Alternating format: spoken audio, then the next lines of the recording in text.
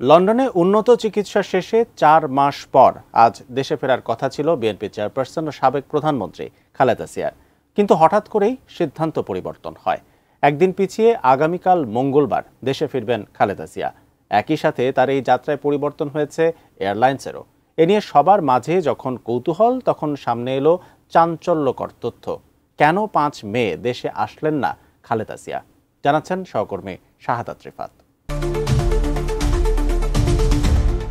নানা জল্পনা কল্পনার অবসান ঘটিয়ে গত ৮ জানুয়ারি কাতারের আমির Sheikh Tamim bin Hamad Al নাথির পাঠানো বিশেষায়িত এয়ার অ্যাম্বুলেন্সে চিকিৎসার উদ্দেশ্যে লন্ডনে যান বিএনপি চেয়ারপারসন ও সাবেক প্রধানমন্ত্রী খালেদা জিয়া।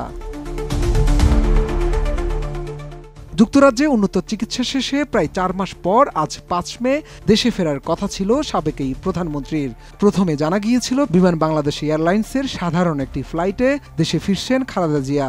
তবে শেষ মুহূর্তে পাল্টে যায় সিদ্ধান্ত। ৫ মে নয়, কাতারের আমিরের পাঠানো এয়ার অ্যাম্বুলেন্সে করে বিএনপি চেয়ারপারসন দেশে ফিরছেন একদিন পর ৬ মে।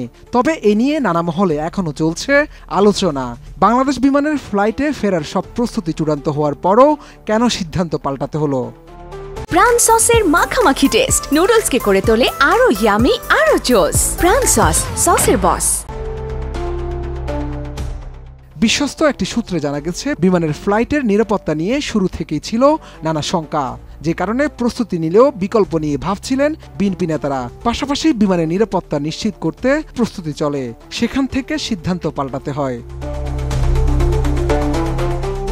মূলত বিমান বাংলাদেশ এয়ারলাইন্সের BG-202 ফ্লাইটে খালেদা জিয়া সহ তার পরিবারের সদস্য ও বিএনপির কয়েকজন নেতার ঢাকায় আসার কথা ছিল। কিন্তু গোয়েন্দা তথ্য, কয়েকজন বিমান কর্মকর্তার রাজনৈতিক সংশ্লিষ্টতা এবং ভিআইপি যাত্রীর নিরাপত্তা সম্ভাব্য ঝুঁকির কথা উঠে আসায় শুক্রবার মধ্যরাতে তাৎক্ষণিক সিদ্ধান্তে ২ জন ফ্লাইট কর্মকর্তার নাম বাতিল করা হয়। বিমান বাংলাদেশ সূত্র জানায়, গোয়েন্দা তথ্যে উঠে আসে ২ ফ্লাইট ক্রুর মধ্যে ক্ষমতাচ্যুত প্রধানমন্ত্রী শেখ হাসিনার বোন শেখ রেহানার ফ্লাইট পরিচালনা করতেন। পতিত আওয়ামী লীগ সরকারের নেতার সঙ্গে ঘনিষ্ঠতা বজায় রেখে সরকারি সুবিধা ভোগেরও অভিযোগ রয়েছে তার বিরুদ্ধে। এছাড়া অপরজন ফ্লাইট ক্রু দীর্ঘদিন ধরে সরকারি দলের নানা কার্যক্রমে সরাসরি যুক্ত ছিলেন। প্রতি বছর ১৫ আগস্ট পালনের জন্য নিয়মিত ধানমন্ডি ৩২ নম্বরে ফুল দিতেন এবং শেখ কামালের জন্মদিনে প্রীতি ফুটবল ম্যাচের আয়োজন করতেন।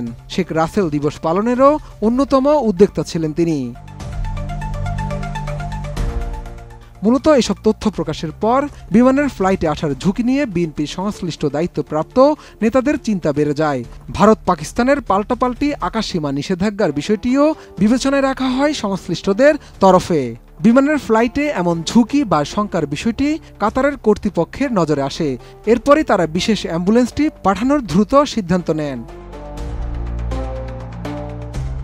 এর আগে লন্ডনে অবস্থানরত বিএনপি চেয়ারপারসনের ব্যক্তিগত চিকিৎসক ডাক্তার AJM জাহিদ হোসেন জানিয়েছেন, কাতারের আমিরের বিশেষ এয়ার অ্যাম্বুলেন্সে মঙ্গলবার দেশে পৌঁছাবেন বিএনপি চেয়ারপারসন। তার ফেরার সঙ্গী হচ্ছেন 2 পুত্রবধূ, বিএনপির ভারপ্রাপ্ত চেয়ারম্যান তারেক রহমানের স্ত্রী ডাক্তার জুবাইদা রহমান এবং প্রয়াত আরাফাত রহমান কোকোর স্ত্রী শর্মিলা রহমান সিথি।